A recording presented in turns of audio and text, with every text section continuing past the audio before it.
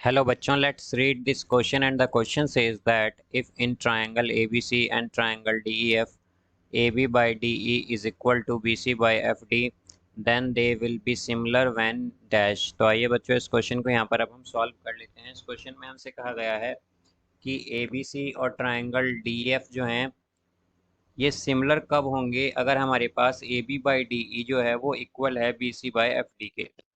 तो यहाँ पर बच्चों हम की कॉन्सेप्ट यूज़ करेंगे की कॉन्सेप्ट यहाँ पर हम यूज़ करेंगे side angle angle side similarity means SAS similarity similarity similarity.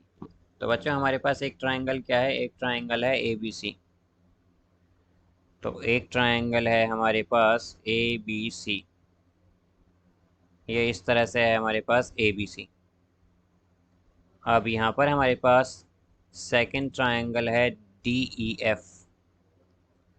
Second triangle है हमारे पास DEF DEF DEF।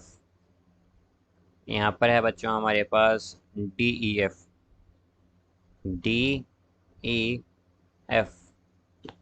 यहाँ पर ये दो ट्राइंगल हैं बच्चों हमारे पास। अब यहाँ पर हमसे क्या कहा गया है कि AB बाई DE हमारे पास क्या गिवन है हमें। अगर हम यहाँ पर ट्राइंगल लें, in triangle ABC and triangle DEF, ये दो ट्राइंगल है हमारे पास। इसमें हमसे कहा गया है कि AB बाई DE इक्वल है BC बाई FD के। ये हमें गिवन है, यहाँ पर ये हमें गिवन है।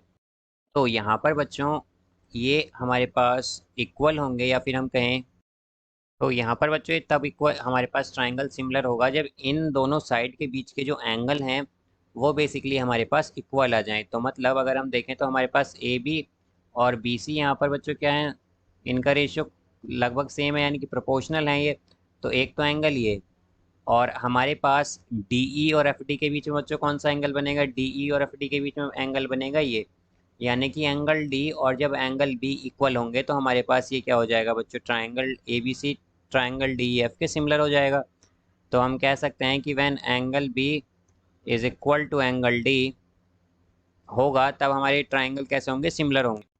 तो यहाँ पर हमारे पास बच्चों अगर if angle B is equal to angle D होगा तो हम क्या कह सकते हैं कि ट्राइंगल ABC जो है वो सिमिलर होगा ट्राइंगल DEF के।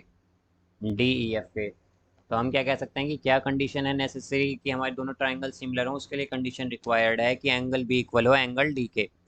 बिकॉज यहाँ पर अगर हमारी ये साइड बच्चों जो अगर इक्वल हैं, या फिर हम कहें कि प्रोपोर्शनल हैं, AB बाई DE और BC बाई FD अगर ये प्रोपोर्शनल हैं तो इनके बीच जो एंगल बन रहे हैं वो इक्वल होंगे, तभी हमारे पास ये सिमिलर होंगे ट्राइंगल। तो हम कह सकते हैं कि नेसेसरी कंडीशन है यहाँ पर कि हमारे पास एंगल भी जो हो वो एंगल D के इक्वल होना चाहिए इन ट्राइंगल की सिमिलर होने के लिए। So I hope you understood it well. Best of luck. Thank you.